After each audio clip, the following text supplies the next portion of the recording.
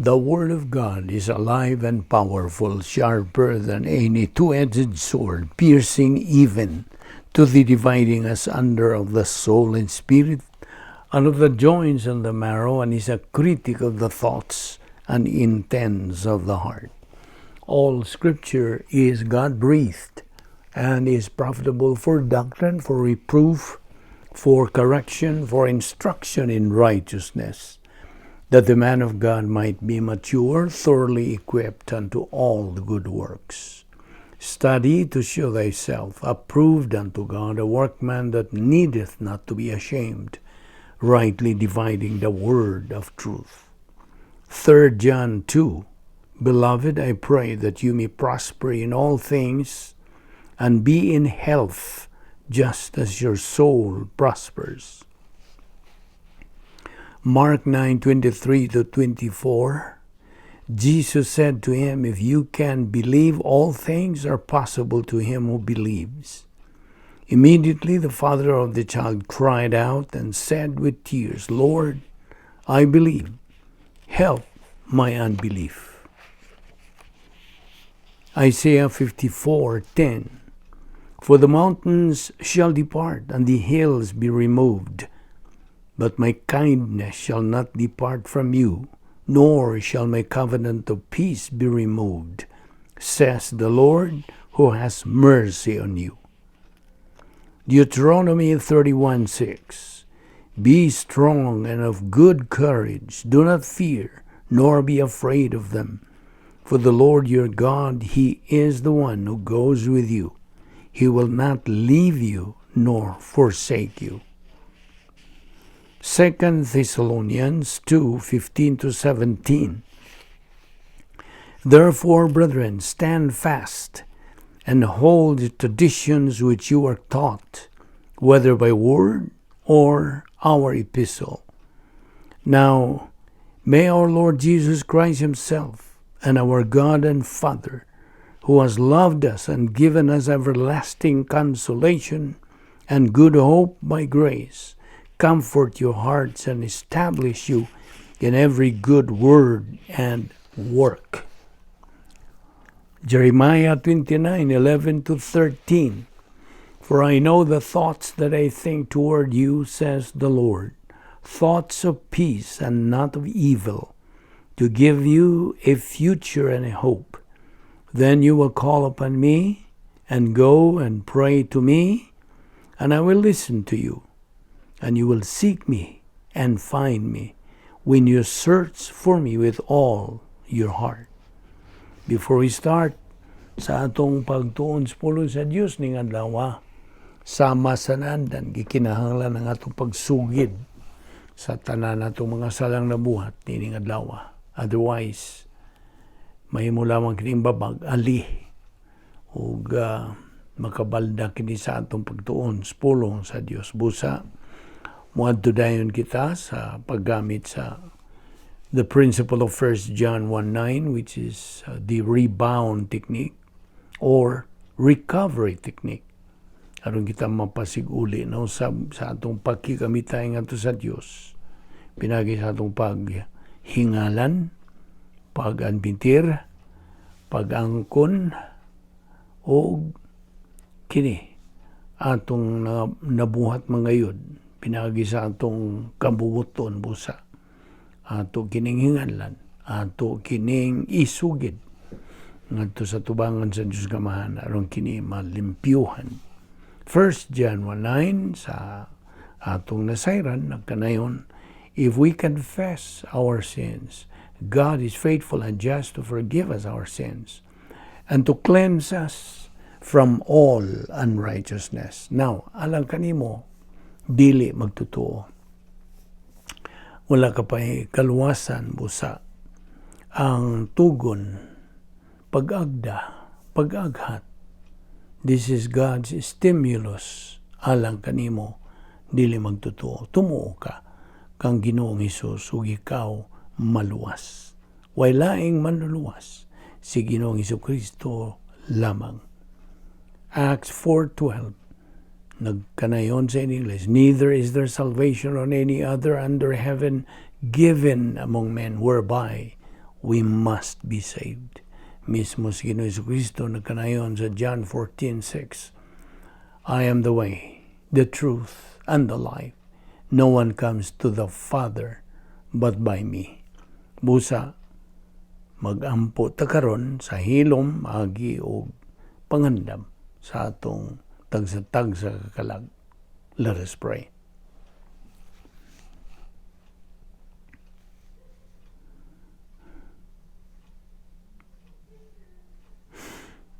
Amahan namong langit no, nagpasalamat kami kanimo niining lain no sa mga higayon nga among pahimuslan ang imong grasya nga nagalihok sa among kinabuhi bisan paning imong pagpabuhi pa sa among tagsa-tagsa kalawas kini gumikan lamang sa imong gugma, imong kaluoy, imong kortesiya o imong grasya.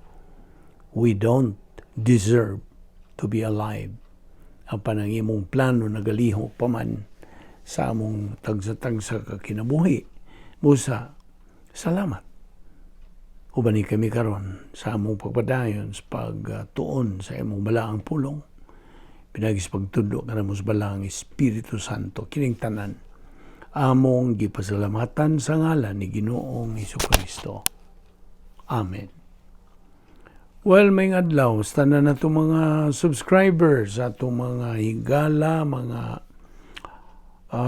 mga silingan nato nga mao pa'y pagsugod tingali sa salmot nining atong adlaw-adlaw nga pagtuon sa pulong sa Dios.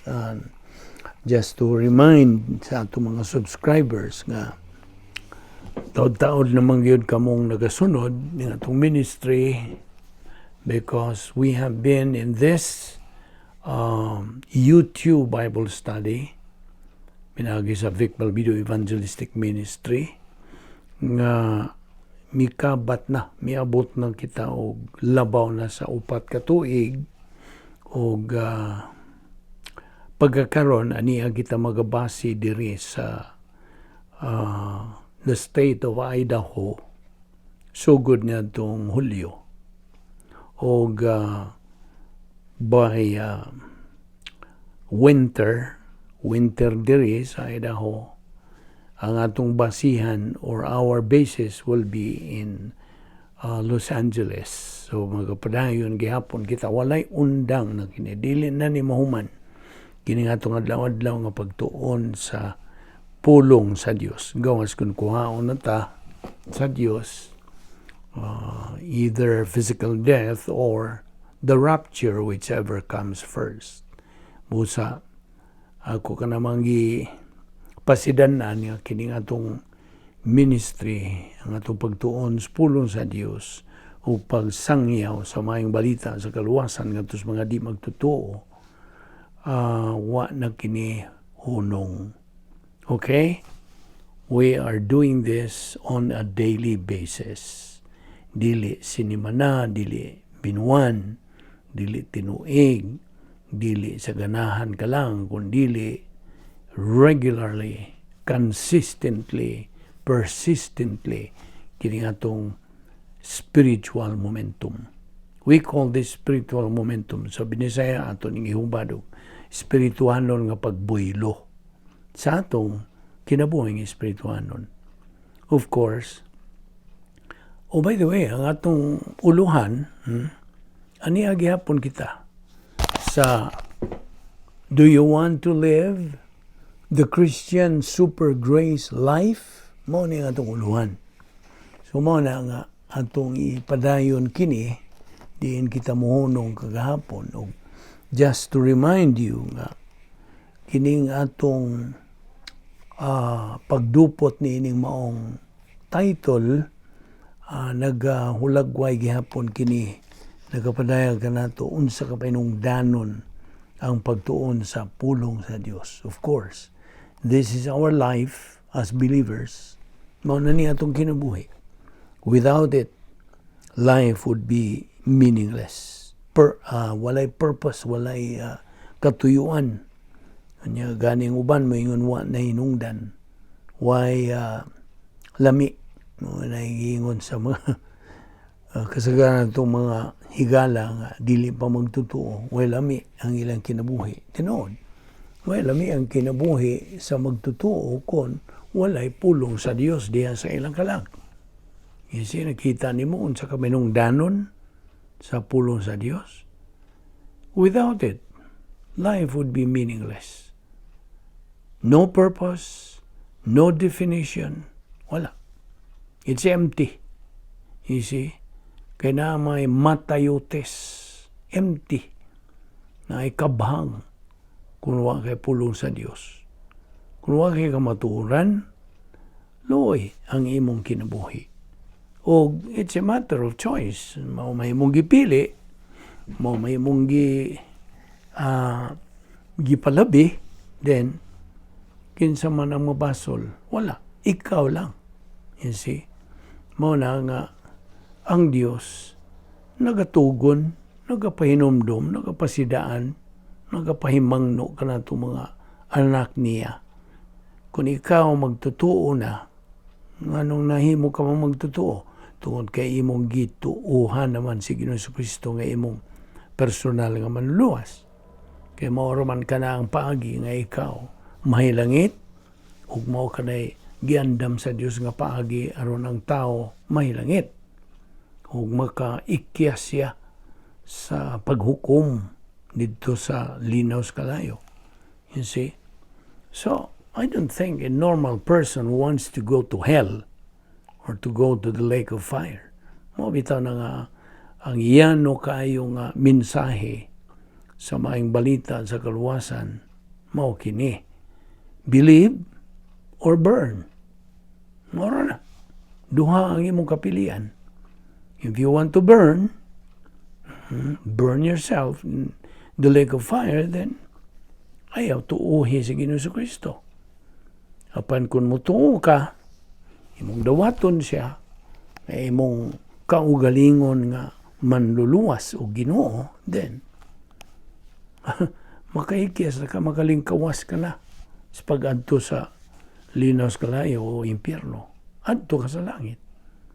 Kaya imo manggi sanong, imo manggi dawat ang gasa sa Dios nga mao ang kinabuhing wala na katapusan. So alang kanimo, ato lang ning gisingit gihapon kay already the main thrust of our ministry is to spread the gospel, the good news of salvation. The good news of salvation is that man can be saved and go to heaven. That's the good news because of what Christ has done at the cross. But the bad news is that we are all sinners. Mga magkasasala, mangita mo na nga. Iyantos Ginoong Kristo, may voluntaryo siya, may puli sa atong dapit dito sa pagpalansang kani dito sa cross, aron sa pagbayad sa atong utang sa kasalanan. Kasi yung gibayran yun completely ang tanan natong utang. O ang ato na lang mao ang pagtuo niya itong iyang ibuhat. Maura man naigihangyo sa Dios. Maura naigi kanang pangayo sa Dios sa tao. Tuuhi lang nga akong anak. Namatay siya dito sa krus tungod sa imong mga sala. Kung di mo tuuhan to din, imong gisalikway nga akong gugma. John 3:16 sa popular kayong bersikulo. God so loved the world. Iyang yung gigugma kalibutan nga iyang gipadala ang iyang bugtong anak, his begotten Son, that whosoever believeth in him shall not perish but have eternal life. Mao na. So karon mao niya itong gisingit gihapon kay agig painomdom nga karon. I will address now to you, fellow believer. Ikaw magtutuo naman. Di man nga, ang atong kinabuhi na ingon nga magtutuo mo ang pulong sa Dios. Mao kini ang gawas, mao kini ang love letter sa Dios alang kanato. Sulat sa gugma. Kini mao ang iyang instruction manual. Sama sa imong pagpalit og mga appliance, mubasag yung ka, mutuon yung ka sa owner's manual or instruction manual aron makapaymos ka. You will enjoy that kind of gadget o appliance kay mong gipalit. You see? Upalit ka og cellphone, radio, TV, unsa. Imo magyong basahon ng instruction manual. Aron mo enjoy ka. Mo pa himulos ka. Kung di ka magdoon, di mo basahon din, unsa. Wa kay katakos sa paggamit niya ng maong gadget. You see, nakita nimo. Sama po sa atong kinabuhing Kristohanon. Kung wa kay pagtuon sa instruction manual sa Dios, unsaon nimo pagkinabuhi sa husto, tukma, sibo, na hiluna sa plano sa Dios, then muna. Ito akong giingon nga, ang tao may way lami ng kinabuhi. Tinoon. So, nakita ni mo, kini kong atong Bible study, sama rani o murag natural na itong pakikukabildo. You see? Kukabildo lang kita. Nag-istorya kita bahitungod sa Dios o sa iyang kamatuuran. Mo na. So, mura magintipas na ta. Mata mo dupot sa atong uluhan nga. Do you want to live the Christian super grace life? Na mo na. Okay. Kini nga itong kinabuhi karon ihon nga mga magtotoo must be unsa guided by the Word of God. Not only that, but the royal family honor code. Ngano man yung royal family man? Nganong harianon man nga panimalay? Tungod kay si Ginoo Jesucristo, Ginoo sa mga Ginoo. Hari sa mga hari. King of kings. O Ginoo sa mga Ginoo. So kay hari man siya, naa siya gingharian. O ang iyang gidumala nga gingharian. So kita ang namutang o kita mga sakop man sa iyang harianong panimalay. So we have to follow the royal family honor code. So I hope imo gitong gikopya katong atong gisgutan nga 10 steps sa royal family honor code. Akong balik ko na. Ako kining lakbitan lang gihapon just to refresh your mind. Number 1, respect the privacy of the royal priesthood. Number 2, love all people with impersonal love. Number 3, recognize that all believers have a common objective. Number 4, build integrity. Do not distort morality. Number 5, never assume that production is a means of divine blessing. Number 6, depend totally on the integrity of God. Number 7, remember that the honor code is for all believers. Number 8, more is demanded of the strong than the weak. Number 9, orient to authority. And number 10, reciprocate for the privilege of hearing doctrine taught. Okay? Well, of course, nahibaw ka na. It's presumed nga nahibaw na nimo unsa kini Royal Honor Code. Ato ni gibinisaya og sumbanan, lagda nga gamiton nato sa pag sukod sa atong espiritualong kinabuhi. Og at the same time, kita magtukod sa atong dakbalay, the edification complex of the soul. O kay kinigong edification complex of the soul, this is the byproduct of the spiritual momentum, spiritualong pagbuylo sa magtotoo. O kay siya nakakabot naman sa area of spiritual adulthood nga gitawag nato og winner's gate. Mao ni ang ganghaan sa mga mananaog sa operational divine dynasphere. Now, so, what are some of the basic characteristics of a good honor code? Unsa ang honor code? Well, an honor code must be specific enough to instill a sense of what should be done and what should be avoided to encourage integrity and truth. Kini kong filosofiya sa pagmatarong or integrity must go down to the smallest detail, must become a habit, kininaanda na o paagi kini sa pagkinabuhi. Now, we don't have to overemphasize again this, that ako laning gilabas de si mong panunduman. Okay, as believers now, okay, ingon nga mga magtutuo na. Ang Diyos, nagatanaw, nag-obserbar sa atong espirituanong pagkinabuhi. Kung natunong bagyo kita, nasibo na bagyo kita, o whether we are in sync with God's perfect timing. Kaya mo raman yung pagi, nga ma-in sync kita, nga masibo kita, in cadence kita sa perfect timing sa Diyos. O sa diha, nga kita masipyat sa atong kinabuhing Kristuhanon, then God's discipline comes to us. You see? Disiplinahon magyud kita kay mga anak mo ta sa Dios. Kaya di man mahimog pasagdan lang ta sa Dios. No. He is a perfect God.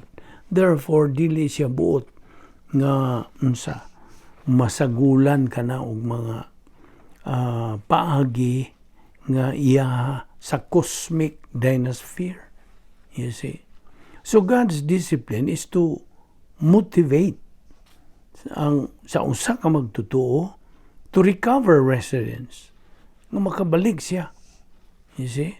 Ngadto sa iyang pagpuyo sud sa operational divine dynasphere. God disciplines only His children. Timan nina. Dili siya mo disiplina sa mga di magtutuo, na uban nga mga pilosopong mga di magtutuo may yung abita, kay dili may disiplinahon. Dili mo disiplinahon, apan hinukman man mo. Pili. Unsa man. Kaya og disiplina rin mong gusto din, magpaluwas ka. Kay disiplinahon ka man, kay anak ka naman sa Diyos. Apan kon dili ka mo pili disiplina, mo pili kag hinukman, you will be judged, then just ignore the gospel. You see, nakay kapilian. Mabito itong yano kayo nga kanang sangyaw sa mayong balita sa kaluwasan, believe or burn. You see? Nakay kapilian. Now, so God disciplines only His children, not those who are not His children, ang mga di magtutuo. Ug sayo naman ta, kung bahin na ganig disiplina, doon ay tulo ka mga unsa. Kanang level inunta or degrees or intensity sa unsa disiplina sa Dios. Ang una niini kanang pasidaan o kanang pahimangno, warning. You see? Inunta lang nga murag mutuktok ba ang Dios nimo? Mutuktok ngon anak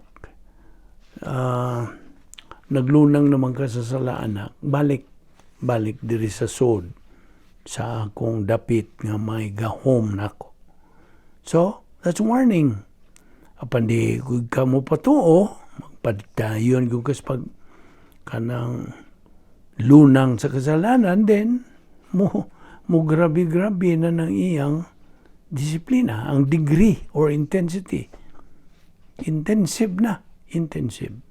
Apan dili magyug ka gihapon magpatuo, o magyug ka pagtagad sa imong kahimtang espirituhanon, then kuhaon ka na lang sa Dios. Mao ni gitawag maximum discipline. The sin unto death, kining maximum discipline. Now, so mo nga, ang usa ka magtutuo, nagafunksyon siya dito sa CD, cosmic dynaspheres, sa diha nga he is out of bounds. You see? Thus, God disciplines him to warn him to wake up to his right senses, ingon nga magtotoo. You see? Ang usa ka magtotoo, kinahanglan nga mo function siya sa iyang Kristohanong paagis pagkinabuhi in bounds, in cadence, in sync ngadto sa timing sa Dios. Otherwise, the referee, ang hustisya sa Dios, blows his whistle to warn us. You see? Nagasabot ka ba? Pituhan dayon ta. Now, ang Kristohanon nga paagis pagkinabuhi, the Christian way of life, remember, is a supernatural way of life. And as such, it requires a supernatural way of execution. Ato lang po ninggi labas. You see? Mahalagi na. Magbalik-balik tang hisgot ni ini. Now, karon, kini nga itong gipanghisgutan, bahin kini sa Christian super grace life. Remember that always, kanang definition sa Christian way of life. So, atong pangutanon itong tagsa-tagsa kakaugalingon. Karnal ba ko o espiritual ba ko? Na, menudanon kayo ng mga pangutanaha, oy. Inumdumi, nga ang Espiritu Santo lamang mao ang magapaklaro, magapatinaw, magahimong tataw sa doktrina. Pulong sa Dios. He is the only one who makes doctrine vivid, clear, lucid to every believer nga magatuon sa pulong sa Dios. We have to be faithful. Kinahanglan nga kita magmatinudanon, magmalahutayon kita sa pagtuon, pagkaton, pagtuo, paggamit sa pulong sa Dios. Adlaw-adlaw na itong kinabuhi. Slogan, SLBA. Aron sa ingon niya, we have the things to remember and applying in life to be a winner in life.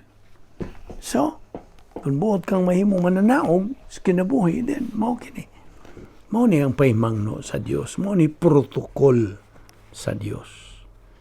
Now, what makes us remember things always? Unsa man? Unsa may makapahinumdum kanunay nato? Tubag, inculcation, pinagi sa repetition that makes the difference. So, develop the memory pathway. Inculcation, mao kini ang Yahweh. Pagsilsil gyud sa pulong sa Dios. Inumdum ka ba ni Pablo? Apostol Pablo, diya siya ay gitawag og sabay thorn, sabi ni siya. Tunok, okay. He had thorn of the flesh, tunok sa iyang unod. Unsa may tuyo niya itong agyantagan siya. The purpose of which was to pressure him not to become arrogant. You see? Yung nanarabang Diyos. Aron dili ta maarugante, mapahitason. You see? Iya tangatagag pressure, pagpiit. Now, nakanto sa Pablo kay napakyas manggid siya to face it. Sa diyang miampo siya katulo. Katulo kay gayon. He prayed 3 times.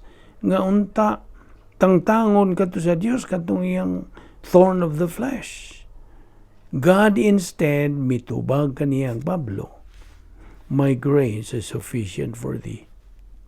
So, ang pagantos alang sa pagsulay is beneficial to us, believers. Kaayuhan kini kanatong mga magtotoo. You see, our common objective is pleroma, stage in life, the high ground. Timanig itong high ground. Unya atong timanan gitong prinsipyo gyud nga. Ang kapaspason sa atong pagkat-on kinahanglan mo labaw kini sa kapaspason sa atong pagkalimot. The rate of learning must exceed the rate of forgetting. We have to make gnosis ngadto sa epinosis. We have to memorize but metabolize it. It is God the Holy Spirit that makes doctrine real alang ka na itong mga magtotoo to make it work in our life.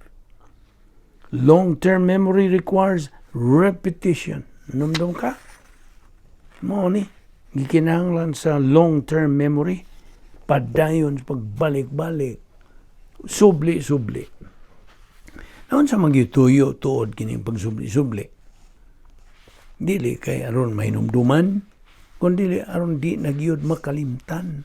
Mao kanay kanang hinungdan, the reason for repetition.